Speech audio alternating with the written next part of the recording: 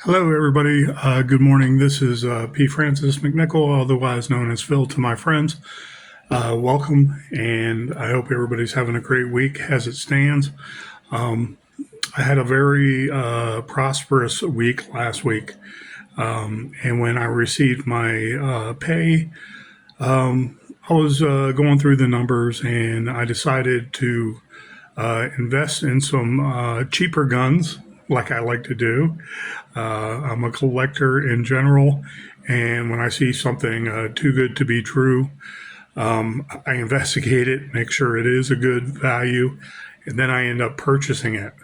With different schemes, I talk about the philosophy of using weapons constantly, always in my life. When someone brings it up or talks about guns, they talk about something about crime, I speak to them, and I don't insert I want to say my own political affiliation unless it's very defensive.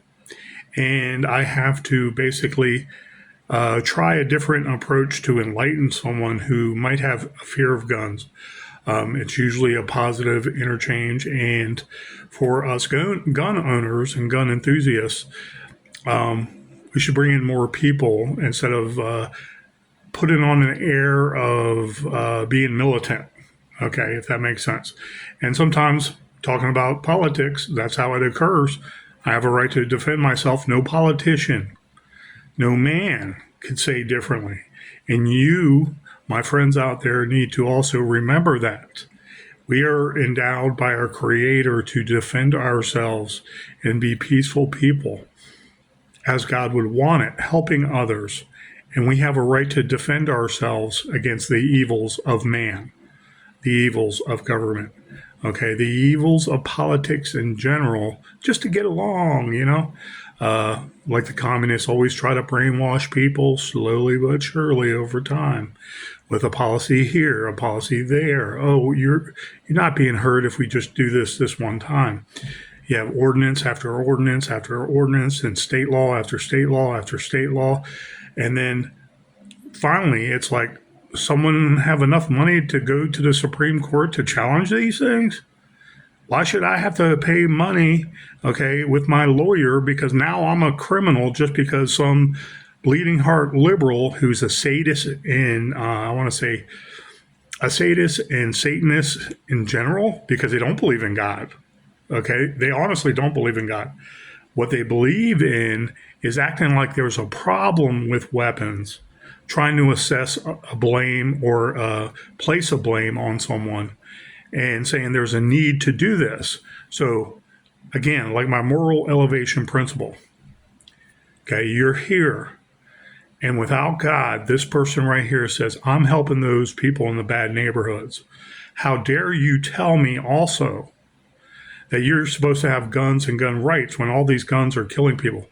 No, it's these people here and elsewhere in society with that godless philosophy, okay, that is using guns for bad reasons. Okay. I heard someone say it on the radio the other day, morning radio, and they said, guns don't kill people. The people freaking killed people. They make a conscious decision. The gun is sitting there minding its own business. How can you say the guns are to blame? Oh, we just want to regulate it and make sure that there's not a lot of guns out there that might get stolen in Virginia and sold in Maryland or D.C. It's like, no, I draw the line. I draw the line. I don't have sitting there an M60 machine gun ready to go into some mall somewhere. I don't know where these people think that gun users, gun lovers are the violent ones when they are the more moral ones who see the distinction in society between a moral society and a godless society like big bloated governments want for the sake of communism and worldwide domination communism. Ergo, United Nations, ergo, China, ergo, most of the Mideast. Okay, so those Christians and Jews in the Mideast, what do you want them to defend themselves with? Harsh language? anything they say is going to be used against them anyways, and they're going to be killed automatically without a trial. What do you say about that? Liberals? Again, they're godless, but with a moral elevation principle, their God is virtue. So they're here and they say, I'm helping those black people because their neighborhoods are wrought with dangers. Okay, they raise themselves up here, morally speaking. Where's God? There's no God there. Then they use that as a wedge issue and they say, how dare you, gun owners? Okay, I have a right to say something about you owning a gun and therefore making law against you. Therefore elevating themselves even more above you, above the persons they claim to be helping. And let's face it, it's a fact. Anywhere you look in America where there's more guns, there is peace and harmony. If there is crime, it's minimal. It's once in a blue moon, and somebody with a weapon stopped it anyways. Okay? I'm blown away when I'm sitting there sometimes. Black on white crime doesn't happen. It's like, okay. Black on black crime, it's none of your business. What? You're saying guns are killing your sons, but your sons are the ones killing your sons with guns. Okay? No one wants that. I worked in it for 9 years, saw it firsthand. Okay? I wasn't the one feeding handguns from Virginia to people to kill themselves. But anyways, the moral elevation principle is where this liberal, communist, virtue signaling, socialism, because they want to help everybody, remember? And a Christian doesn't. I try to answer that, pragmatically. It's like the difference between a liberal and a Christian is discernment. The real word for liberal is actually Christian. Even beyond the Jew philosophies, even beyond Islam, the Christian is the discerning man that allows men and women to be men and women. And how they stray is a different matter. That's where judgment comes in. That's where actual man law should have some good. Okay? Inspired by God. But anyways, you look at the Christian that's armed. Where's that white supremacy that we keep on hearing about? I was raised and I saw white supremacy firsthand. I saw a lot of racism going both ways. Trust me, they existed on both sides. It's more now on the other side, though, that people always give a free pass to. Okay?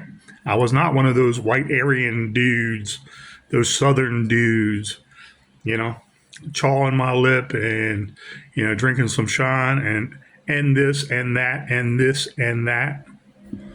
That was not me, although I was raised in Virginia. Okay, and I have seen it in my lifetime. It does exist to certain varying degrees of fading away. However, the liberal keeps on stoking that fire of racism, okay, with the moral elevation principle. They feign helping people of color, especially when it comes to guns, okay? They give them a carte blanche to have abortions in their neighborhoods, liquor stores in their neighborhoods, and they don't want the police in there to enforce the law because they want the turmoil. They want the need to oppress other people based on those facts. Ban all the guns. Okay. Yeah, where's your church? Where's your church and your upbringing, your two-person families? Not trying to judge you. One man, one woman. Instead of the children being raised in a cycle of violence. It's a cycle of hate, by the way. It's a cycle of hate that also promotes the violence and what have you. Anyways, I go off on a rant, and I do know what I say because I study sociology every day. I study or work some psychology every day, without a doubt. And I want to say my philosophies, I try to apply in the workplace and they work best. I just know they do. because they're from my heart. And trust me, clients, consumer patients, they see it when you're full of shit. Okay. That's why when I see a good person who's new to our team and I see them busting their ass right off the start because they ain't trying to be friends yet, they're trying to do the good job first so they know what's expected of them. That is heart. That is a godly heart. That is a strong heart. Yeah, they can talk, sit back and talk later with clients, consumers, patients, and maybe smoke and joke. Okay. But when I see that, I know it's Christian. I want to say I know it's heartfelt. I want to know I do know that there's no playing around. So, anyways, where you have a more moral society that respects each other, okay, with, I want to say, godly tenets, okay, it might be from another religion, mind you, but they respect each other's freedom and their rights to defend themselves and protect their own family. You have a strong society. It's just a proven fact. You have less crime. When I tell people to go look at the UCR, if you think cops are lining up black people just to kill them, look how many white people are killed every year compared to only a few, actually 10 a year. Usually a misfiring or accidental firing from a police officer where a black person actually gets killed. And it's more than, God, I forgot the numbers. It was near 100 unarmed white people. Okay. Well, you can say, oh, the population is 13% black to what, 87% white? It's not necessarily true. It's about 60 to 65 white. Add in Latinos, it's like 75%. Okay. More, maybe 80%. And whites get killed all the time.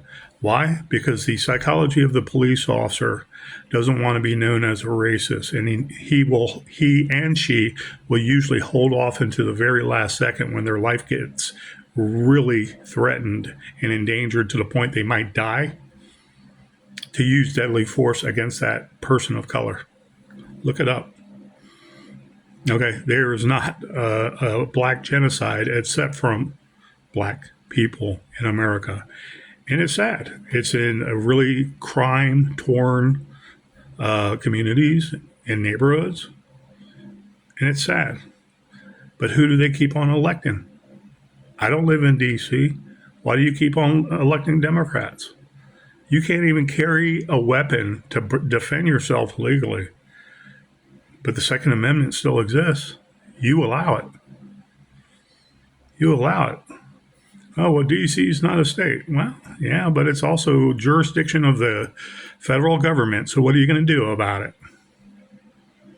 You know, instead of claiming it's Virginia and their guns and it's just white America oppressing people, why don't you get rid of that philosophy and these crazy politicians in D.C.? From the D.C. City Council, every one of them is nutso. You know, except for maybe the upper Northwest guy, but I think he's a white person. Hearing him on the radio sometimes, talking about personal property tax and purchasing tax and so on and so forth, going up, going up, going up. And therein lies the problem. If you were educated and you wanted to go out and work and earn your own living, like many people do in D.C., but not a lot, on average. Okay, the people that go to work every day want to keep their bones at home when they need it to trade for food, rent, and a vehicle, and make sure their kids are fed. Okay? But a lot of the people in the impoverished sections, they don't want to change. They want everything handed to them. So it's all a get whitey thing. They owe me. And you have that dissension. And you have that political deviance to mislead them, your own people in your own communities, and make them feel like government is the only solution. God is the solution above all. Okay? The next part is you getting up and doing what God wants you to do, not what you think you can get out of a government that is using you to continually oppress you. Yes, they use race and hate as a real reason to oppress other people with taxation, and they always want you to believe you were besmeared in life and you can't get ahead and you had everything against you growing up, and you still elect them. You still elect them. Other people have said, like plantation living and stuff like that, the political plantation you're still on. Okay, they have used that analogy, and really, I don't know how to apply it like that, but you're still in a belief system that inadvertently holds you down. Is that the best way to explain it? So, anyways, talking about gun philosophies and being a free man, I welcome all Americans to believe they are free people on a daily basis. That's my gift to you. I'm not even going to judge you for it. Please believe you are free and act accordingly. Anyways, on payday, package day, what have you, going and looking for guns. I saw this one gun a few weeks ago. And to be honest, I liked it. It was hammerless or spur hammerless, where the hammer comes out, but it doesn't have a spur. And it was $299. So we're going to review that right now with some eye candy. It was all black, and I like the handle, the rubber grip handle. It's most likely a 2-inch barrel. It's very short. I'm assuming 2-inch barrel. I'm going to measure it real quick in a second. But it's from Taurus, and I am still researching this 38 special. It has the slide release right there, or the cylinder release. My apologies. It's a little gritty to move because of the matte finish on this. That is still new quality. Beautiful handgun. Not much for sights, but this is one of those guns you see on the movies the mobsters will use when they're walking with their buddy, and they know they're about to get rid of their buddy, but their buddy doesn't know it. And the Irishman, I think the movie was, Robert De Niro, trying to look like a tall Irishman when he's really short. It's like, Tish! Yeah, okay. Point, shoot, and like he gets them every time in the knot when he does his assassinations or his hits. It has the Taurus emblem right there, lightly etched. Taurus model, made in Brazil. This is actually made in Brazil. And we're learning about this now. I just think this is a beautiful gun. I like the grips. And I can get a good grip on there and go one-handed. This is a heavy enough gun, but it works perfectly like it appears now. And I want to go over and see what model exactly this is. 38 special round out of a 2-inch barrel is basically going 900 feet per second. Okay, maybe a little less. So this is more of a close-in weapon for self-defense. Is it a car gun you can put in your car door? Is it something you can put in a glove box? Or, Lord help us, if you have to put it underneath your seat and then you can't get to it. Okay. But obey all the laws you can within reason. You don't want it laying in the open and the cops say, oh, gun, and then they start freaking out. And then there's miscommunication because they're going to tell you what to do and you need to listen. Always showing your hands, not making any furtive motions. There's a Taurus symbol right here on the grip too. These are very aggressive grips. Nice rubber. Nice feel to them because that rubber, it doesn't have any squish, but it's great grip. It's not super hard either.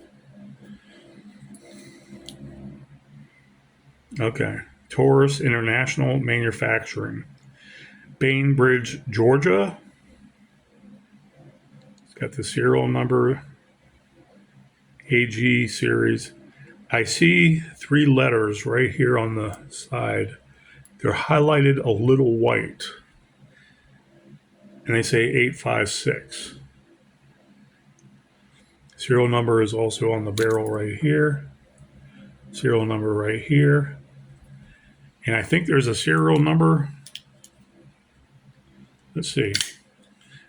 This is unloaded, and it was been unloaded since I received it. No, it's not on the cylinder. This is a 6-shot. People love Derringers. I love Derringers. I really do, because I feel like I can use some when I practice enough in a quick enough manner to perhaps ward off some kind of threat. And is it a peace of mind? Maybe just throwing it in my pocket, knowing the different calibers, I want to say the different distances and the amount of power. And so right here, this is basically, I believe, a Model 856 Taurus. And the action, again, safe direction. Empty. Great grip.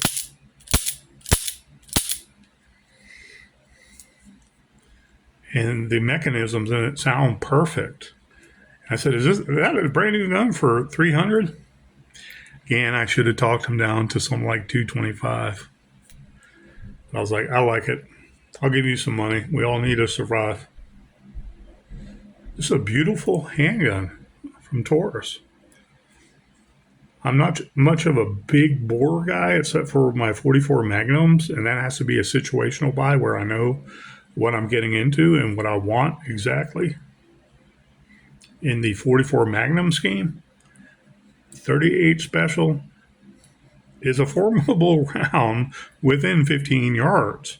It's like, how good can you practice with this with rudimentary sights? Okay, built-in U-notch in the back. And no, that's the frame U-notch. So you're not changing that unless you change something with the front blade. And there is a pin there, so you can change the front sight. But you're not going to be target practicing with this with the 2-inch barrel. You're just not going to be doing that. You need to work on target practice the closest you get center mass to where your point of aim is.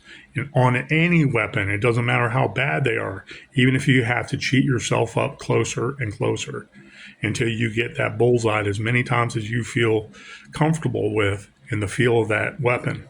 Then you can start working on some quicker draws, double taps, speed shooting, controlled speed shooting. I used to love it in the academy. We'd be sitting there, studying and stuff and have free time studying. We wouldn't be jerking off, in other words.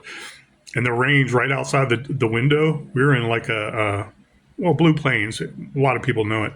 It's like an old elementary school, but it's really fairly nice inside, And the range is right on the back of the building. And you hear this, bah, bah, bah, bah, bah, bah, bah, bah, and it was even faster than that. Regular Glock 17s. Because the range masters slept with their gun and they made love to those motherfuckers and they knew the feel of their individual guns. Chances are they became a range master because they had too many homicide shootings that were legitimate. And the department felt, for the sake of the police department, not getting sued, okay, and for the sake of the sanity of that police officer, they have to put them somewhere for the rest of their career because they're still police officers. They didn't want to punish them. Hey, you got skills evidently with shooting. Would you like to go to the range? And they learn how to become a range master and an armorer, and they go to schools for that. They're not fired, and they work at the academy because they know their weapon, the last weapon they had anyways, that wasn't changed in for a homicide, a righteous shoot. And they could shoot those Glocks and it fire and sound like fully automatic. Wonderful thing to see. That was first generation Glock 17s, by the way. Great smelling gun. So it's like you shoot a 38 special with a gun like this, you're not going to have much kick, even though this is a smaller weapon. And it's not five. It looks like a five-shotter, short, small handgun. A little bit of the handle comes out here. I can do that and still conceal this. It's got a little weight to it, but with these rubber grips, I look forward to shooting this one too with the other Rock Island arms. I have them. Nice. So let's get out the tape measure.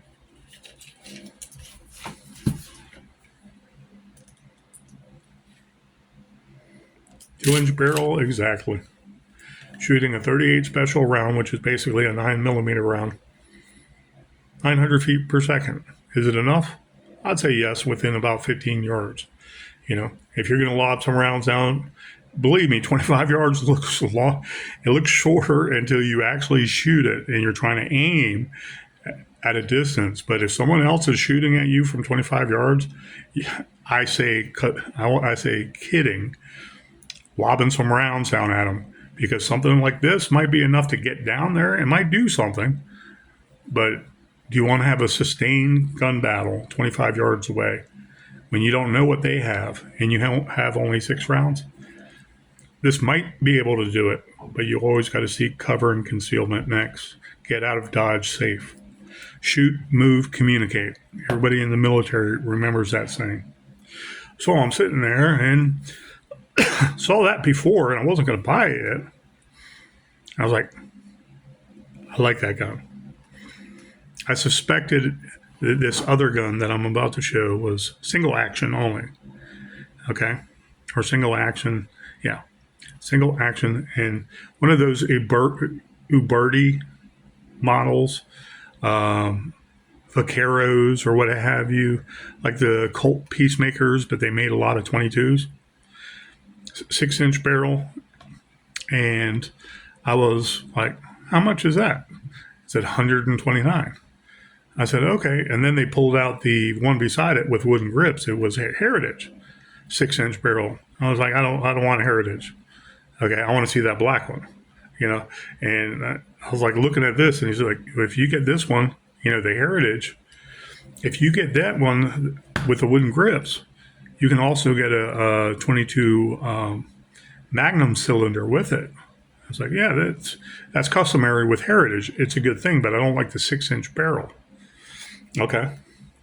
So I said, feeling this gun up, I said, I want this sturdy piece of history. The Chiappa, Italian made. It's got the 2 bolts in the back, like most of the 22s. Chiappa, 1873 to 22, which is probably 1922. So they made these, I want to say like the Colt Peacemaker models, but in different smaller rounds, so kids can learn how to shoot young. Very beautiful gun. It has somewhere on the cylinder, right there, a little silver going around it. But the action with this is beautiful. No spring sound whatsoever. Next, click, click. Single action. And so this was already checked before too, by the way. Slide gate, you just push open. You do a half cock and you load up that way. Whoops. You load from the side. Great sound. Audible, so you know you're feeling everything, and it's smooth. There is not a spring sound in here or a cheap feel to this, and you hear it and you're like, all right, and it's like, nah. Well made by Chiappa. however you pronounce it. Okay, so let's review this. Chiappa or Chiappa, whatever, 1873 to 22. No. Okay, so that would be 1873 22 long rifle. And on this cylinder, there are serial numbers on this one. Okay, so we come over to this side. CF Italy. I don't know what these symbols here. It looks like a V and an F. I don't know what that stands for. It's a nice medallion. Like, there's nothing cheap about this gun. This gun is sturdy. And dare I say, if you had to use this as a blunt force weapon when there's nothing else, it might help you. This is a Chiappa. I'm hoping to see. Chiappa 1873-22 is probably the model because it's 22 long rifle. This is 22 long rifle, and you would think, there's the serial number right there. You would think with the size of the cylinder that it would be like 22 Magnum or something bigger. And then when you look at the barrel end and you're like, oh, okay, yeah, that's a 22. Okay. So on this side, on the loading gate side, has CF Italy 21 in a box. Has some symbols. It probably has to do with the people processing it out of their country who inspected it. So it's CFIT. It looks like CFTT and serial number. Okay, let's turn back here.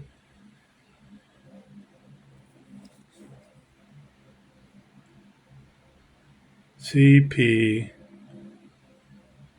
looks like TT, again, serial number.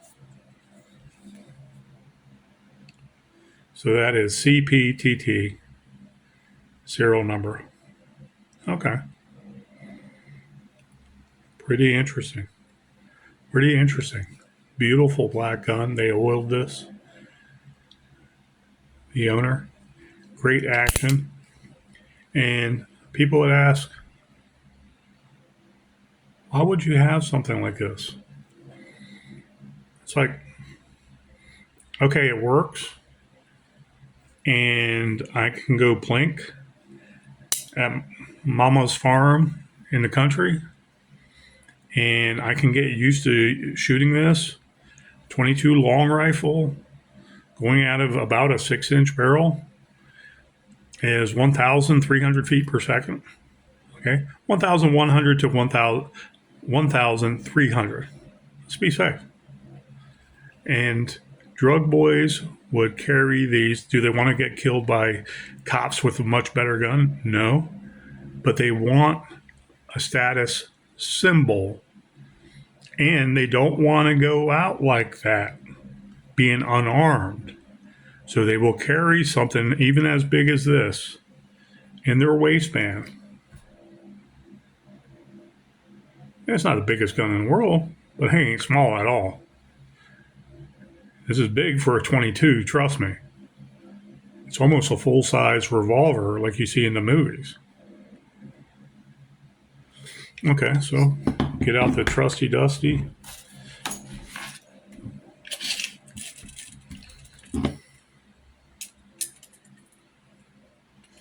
Okay. Well, it's not a 6-inch barrel. It's a 4 3/4-inch barrel exactly. So, for the sake of argument, 5-inch barrel. Overall length.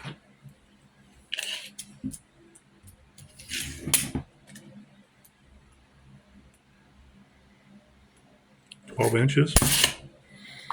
Okay, so it's no small little pistol. Single action, yes. Should it be double action to really attract everybody? Yeah, sure. This is a simpler handgun you can teach your children 11 and up with how to load safely, how to fire single action, and know what to expect with that trigger pull. Okay, you put your finger in there, you line up on target, you line up the sights, fire when you are ready. And this is a good starter gun. $129. Now, to give you an idea of how good that is, think of that Altoro, I think it is, single shot 9 millimeter, but you put the round on top of the interior and then you put the barrel on and screw it back in. Okay, and when you shoot it, you have to pull the trigger and let go of it for it to shoot. Okay, instead of just pull the trigger and it goes. Okay, those are $99 flat. They shouldn't be $50 because they're dangerous. Okay, I've seen them. Not that I've shot them, but I've seen them, and I do not think I'll ever buy one, even if I can get one for $40. It's just dangerous because you pull the barrel apparatus off, take the old casing out or what have you. You put a 9 millimeter round right inside of it, and you put the barrel assembly back on it and lock it in. And your finger's always off the trigger, mind you, but I don't like any free floating round you put on top of something and it's just sitting there while you put a barrel on top of it. It just goes against everything I know to be unsafe. Okay. And it goes against every rule in the book where you have a round about to be hit by some metal object, namely a barrel, okay, or part of the barrel, and maybe set off the round itself where it just explodes. You know, if you ever thrown rounds, including shotgun shells, in a big bonfire, you'll see them go, psh. Okay, but it won't blow up, most likely. It won't blow up the whole big bonfire, but you'll see sparks go everywhere. Okay, coals go everywhere. Okay, with a little 9 millimeter, you'll see psh, like a smaller one. Okay, it's still dangerous and you don't do it. Now, if something hits that round and pushes the round to hit, or the primer and the whole casing itself to go backwards and possibly hit something, and the primer sets off the round, you have the same thing, a mini explosion. Is it the same as a round coming very fast out of a barrel? Absolutely not. Okay. Chances are it sounds like a firecracker. Okay. I know from experience, but I don't recommend anything like that. Okay. In my day, in my youth, seeing what rounds do in a controlled area where no one else is around, knowing what happens to the round that heats off or cooks off. It explodes basically like a firecracker, like a stronger firecracker. But you might still get shrapnel, little tiny pieces of shrapnel, if you're too close or you're not paying attention. So is it something you do? No. It's very unsafe. Well, in any event, $129 for this with taxes. Both guns came out to $138. So one for work, one for play. And if you have a new family, or let's say your family is growing now, but they're new teenagers, and you are very into guns and collecting, and maybe your sons or daughters are like at that age where they're knowing the world is a little more serious, and they need to start thinking about self-defense. And you address it with them the way you see fit as a responsible parent.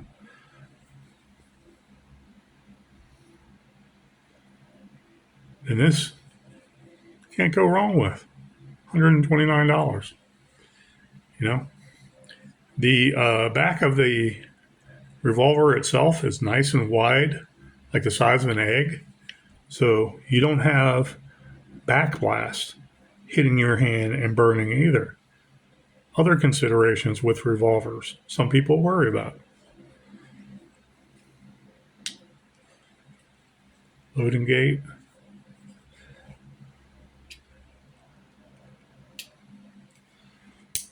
You can load this way with the hammer cocked. That shouldn't have been all the way. Okay. Yeah, and that means it's ready to go too. So I recocked it going back in two mechanisms. Letting the hammer down nice and easy. And you know it's single action because you can't pull the trigger. People say, well, if you have that hammer down on a firing pin, then it's going to set off. And I'm like, yeah, possibility. It's like, what does the cylinder say? Okay. You have to work on your gun knowledge and knowing where that gun is at all times when you pick it up or you have it on your side. Are you jumping on a horse? Are you going to fall off a horse? Are you getting into a small car? Or are you getting into your big SUV? If this is on your side, you have to make that decision yourself. I've never had a problem with a hammer on these single action 22s. Never had an issue. In a duty holster or a certified holster, leather holster that protects everything. You know, where something's not going to come and, you know, hit this going forward or to my side or hit it going down. Never had that problem. But some people swear that's a no-no. The hammer should be resting on an empty chamber. The cylinder says 6. That's what I do. And then I try to have the wherewithal to understand where this gun is at all times in its holster and the movements I make if I'm carrying it. So, something to research. I love researching stuff on YouTube. So, you know, especially about gun history and things you can work at, things you should be concerned about, little intricacies of that. Give this gun soul. Chiappa makes a great revolver. I'm not worried about it in the least. So, anyways, package day came early this week, and I was very happy. So, I had some expendable income, and now I know I have a car gun. Okay, I want to say something I can utilize quickly, and will be secured in my own way, the way I see fit. And you know what? If it's something that saves my life, especially around my car or getting carjacked or getting robbed right at my car, and the cops take it as evidence. Okay, did it break by a bank being $300? No. Okay. And no, I'm not going to carry this around in my car unless I'm going to an approved range or to my own private property and plinking. You can hunt with this too, by the way. You say small game, small game. Yeah, well, seriously, 22 is great for that. And a 5-inch barrel, okay, gives you aiming capabilities where that 1,300 feet per second, okay, is reaching out there somewhat 25 yards, 30 yards, 45 yards. And if you know your point of aim on this, okay, blade sight, I want to say square notch, downward square notch, frame, rear sights, okay, you know your point of aim because even these, once you know your point of aim, will be excellent, okay. It's how you use it. It's your feel. It's your education. It's you knowing your point of aim. And when you pull that trigger, you squeeze it nice and easy. It could be a small game. Now, if you can order a 22 Magnum, put this in there too. And dare I say, with a 5-inch barrel at 40 yards, you may be able to take down small deer. Is it legal? I don't know. Check your states, check your laws. Okay, but you can take down, most likely with a 22 Magnum, bigger game slightly than just rodents, squirrels, possums, raccoons I loathe. They just make me sick. I hate raccoons. Anyways, guys, I hope you enjoyed this video and go out there and price some good guns. Know the laws in your state, of course, and fight for laws to change. If you don't have a right to go buy a gun and receive, especially when you're not wanted for anything or a felon or something like that, no domestic violence, you have a right to own a gun to protect yourself, and you should be able to purchase one right over the counter, background check, and then you can defend yourself more expediently as soon as possible. Okay, that's a God-given right. That's not a government right. Please, let's start reversing our thought process about what government is. Okay, they are there for the military to protect us. Nothing else. The rest can go to the states. All right. Thank you, guys. Please have a wonderful week out there. Protect yourself, protect your family, protect your community, protect your state, and protect your God great United States. It's worth protecting. It really is. God bless you guys.